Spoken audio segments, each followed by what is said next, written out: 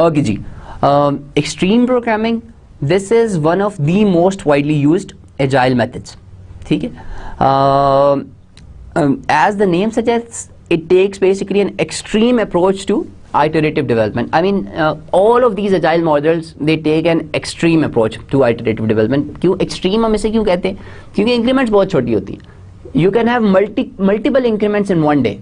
This is something very interesting. कि increments can be so small that you have multiple increments in one day. ठीक है, so you have so much interaction with the customer happening in one day.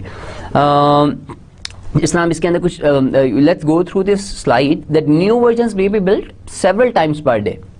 Increments are delivered to the customer every 2 weeks, which means कि 2 हफ्ते से ज़्यादा बड़ी increment नहीं हो सकती extreme programming के अंदर. All the tests must be run for every build, and the build is only accepted if the tests run successfully. Now this is